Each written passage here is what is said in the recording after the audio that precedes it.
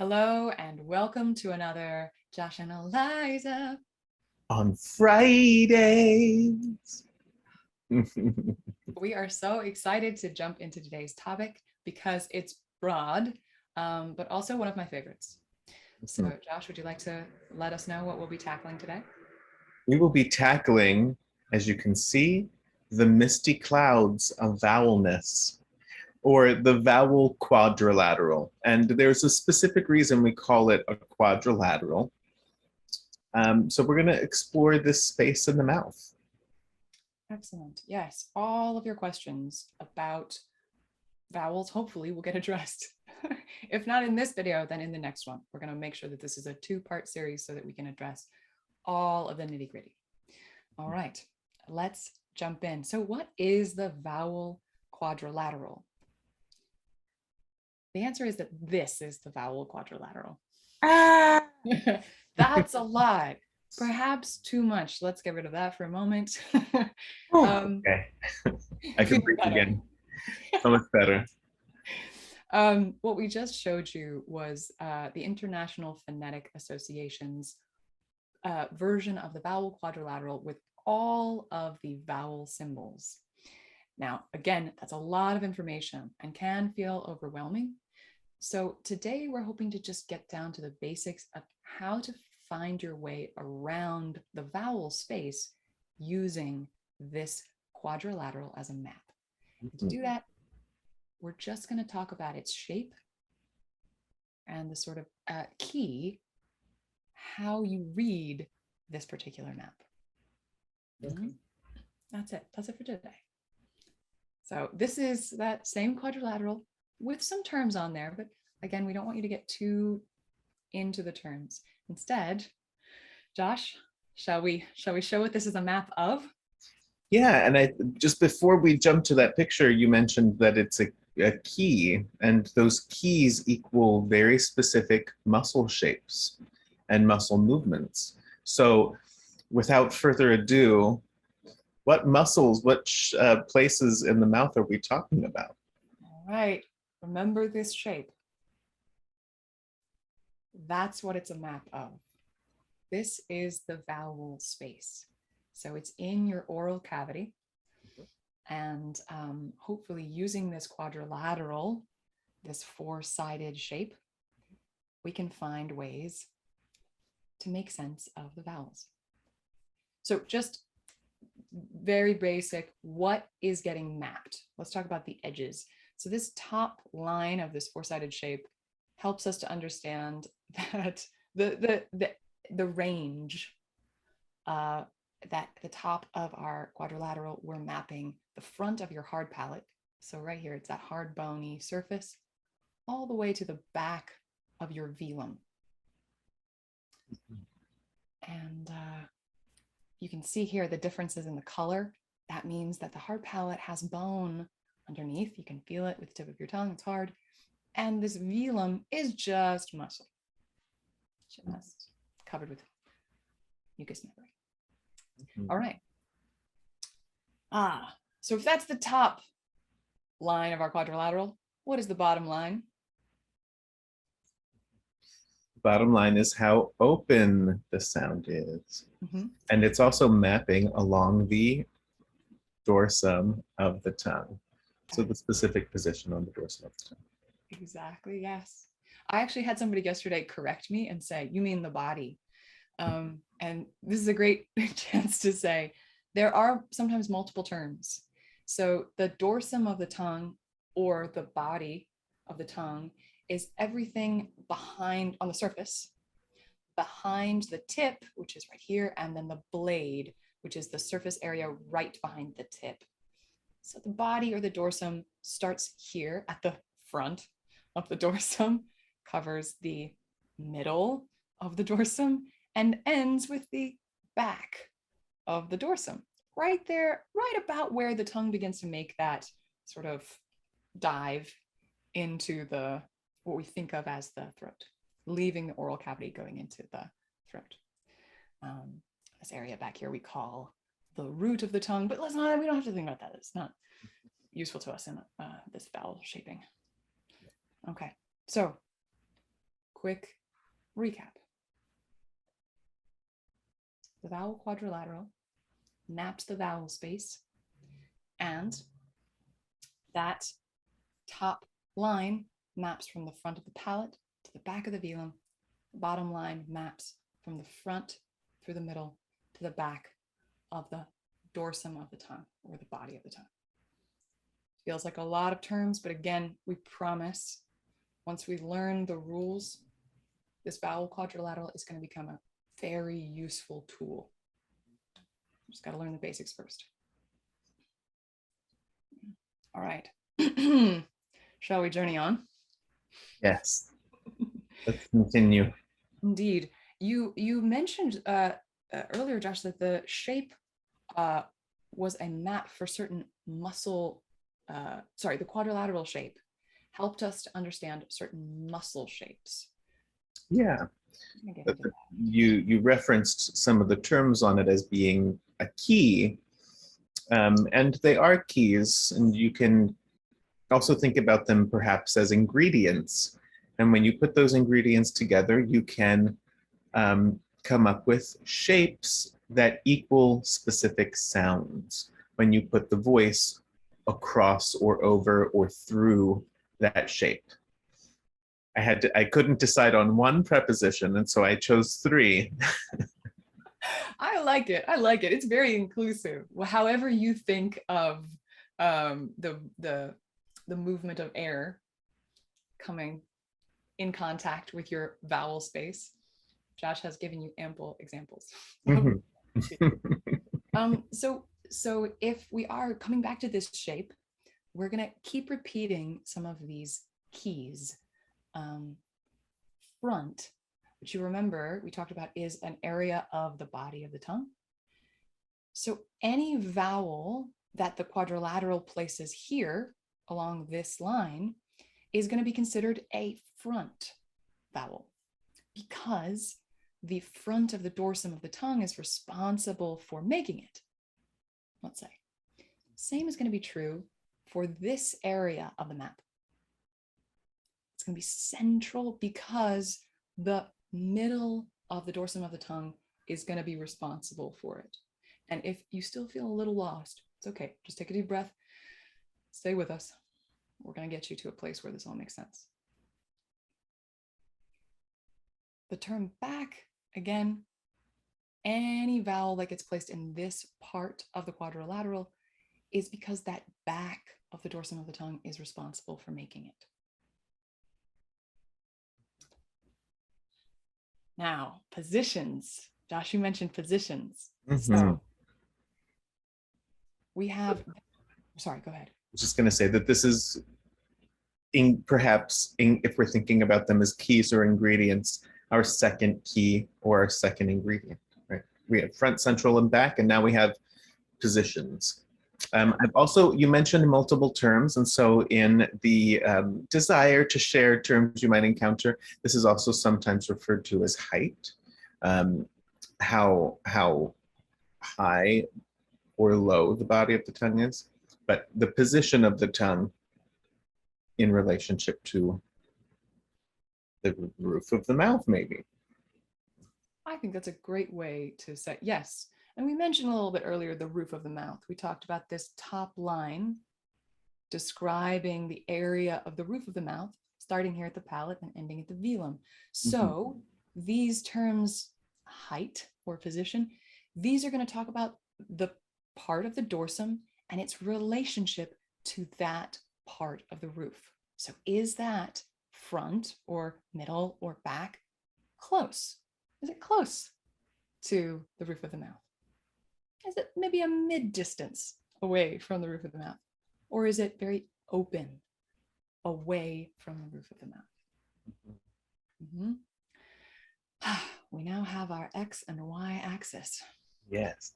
And just for funsies, just to humor us and our nerddom, that word close, I think, is very important because it's one of the things that helps us distinguish what is a vowel from what is a consonant.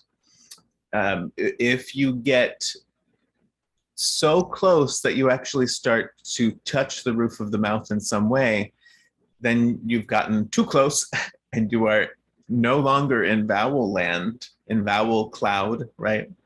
And you are now in consonant land, right? So close without touching, right? You are so close,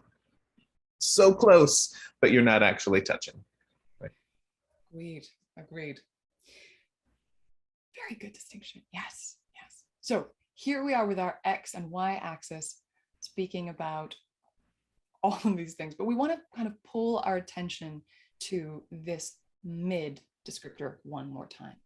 The middle is also where we'll find a sort of a flip in action. So if we plot this as a line, I sometimes like to think of it as the equator. Mm-hmm. Everything above this line or this equator communicates an arched tongue surface. But So, Eliza, what is an arched tongue surface? I'm so glad you asked.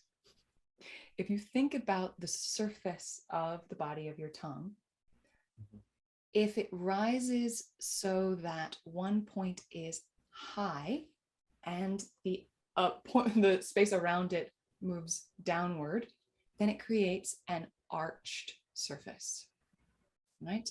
And that can happen in multiple places. It can happen in the front of the dorsum. It can happen in the center or the middle of the dorsum, and it can happen in the back of the dorsum. But we'll know that it's an arched shape because the point will be above this central line, this middle line. Now, let's guess what's below. If arching is above, then perhaps some sort of inverse shape, some sort of cup. Mm-hmm. Yeah. And the same rules apply. You can cup with the front of your dorsum, with the middle of your dorsum, or with the back of your dorsum.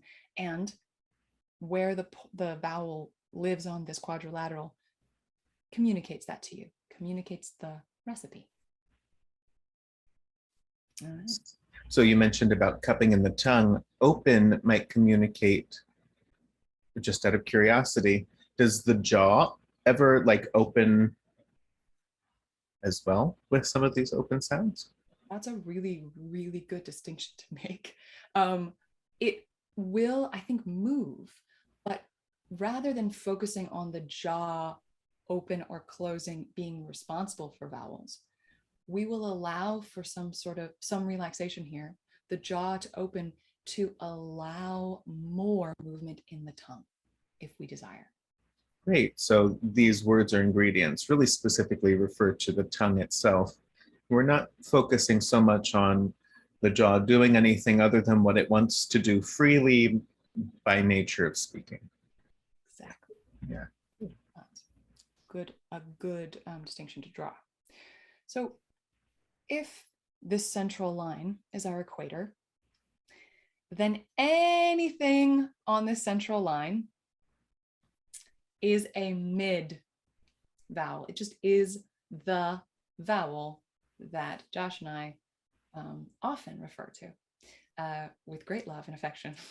You've voiced it several times. Have I? In the last couple of sentences, and it is delightful. It's our schwa sound. Right. And we want to be clear that this sound is created with a completely flat surface. So there should be zero arching or zero cupping in any portion of the dorsum, front, middle, or back.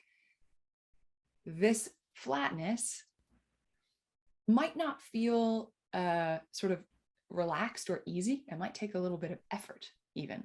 The only reason we're saying that is I think that sometimes schwa gets described as completely relaxed or effortless or, a default sound, but that's not true for everyone. It will depend on your own speech pattern and your own muscle habits within your first and second or third languages, right?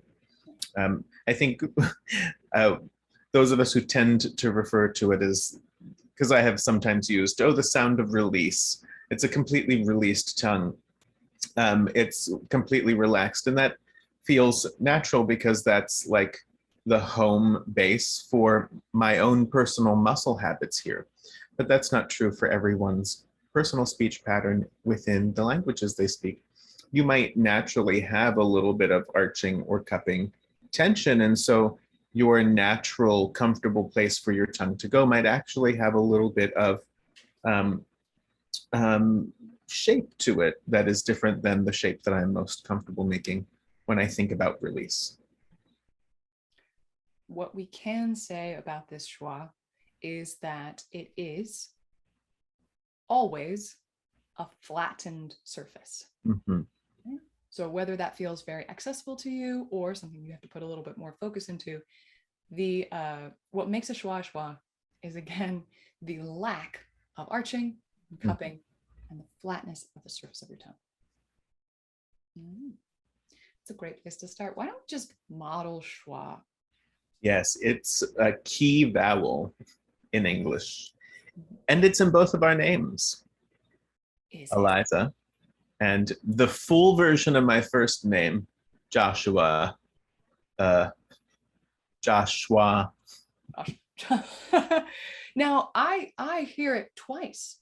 Would you say that perhaps in that full version of your name, if I were to say Joshua, Joshua, Showa, yes. Yes, if you do Showa and you do a little yeah. So some of us are lucky enough to have it in our names twice. I too, when I pronounce my own name, I use a schwa in the first and last syllable. So I say Eliza. Yeah. So now you know. And if you want one extra kind of physical reminder, I love feeling the sides of my tongue against the inside of my bottom teeth. Mm-hmm. So if the sides of my tongue are spread pretty wide, almost as if they're reaching, they make contact with the inside of my bottom teeth as my tongue kind of sits in the lower half of my mouth. And I reach out into those side teeth to stretch the surface of my tongue as flat as I can. And that's my physical touchstone. Lovely, lovely. Now, shall we plot some points on this quadrilateral? I think we shall. I think we shall. Because we've talked about two ingredients, close, mid, and open, front, central, and back. But when we flashed the very first picture, there were a couple of more places on here that were kind of marked out. So yeah, those. So let's go explore those right now. So Josh, that's a very good point. In the first version of the quadrilateral that we looked at, which is from the International Phonetic Association, we did see a couple more delineations in sort of how close and how open. So let's take a look at those now. You should put this up for a moment to briefly remind us again where this shape is mapping in the body. This is the area it's talking about, the vowel space. And then here are those more specific delineations. So Josh, tell us about what's the difference between close and close mid? Great. So just to point out that the midline that we were just looking at is right in between close mid and open mid. And you see that open space where the mouse is right now. That's where schwa lives. So that midline is right in the center. And so we need a way to discuss how much arching or cupping we're doing, right? So if we're talking about close, what happens if I arch just a little bit?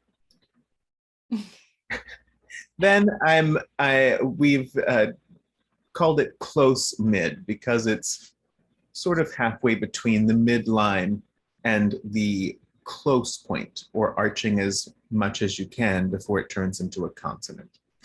And then going the other way on the other side of the midline, similarly, we have open mid to define a space that is cupped, but not as much as you could potentially be cupping. If you were cupping as much as you could, that is a sound that is all the way open. And if we're cupping just a little bit, then it's an open sound, but closer to the midline. Right. Yes. Yeah. Now, thank you for sticking with us, as this has all been sort of in the brain. And we promise that in the next video, we're going to get this into your body as much as possible. Plus, invite in that third ingredient, which That perhaps third special ingredient. third special ingredient, when we want to cook up a vowel, what Mhm. we need. There is a teaser of that third ingredient right down here. Let it tease your brain. And next week, we're going to get into the ooey gooey, the good soft center bits of the vowel quadrilateral, and how to use it to sort of unlock vowels in your pronunciation practice. All right. See you next week. Until next week.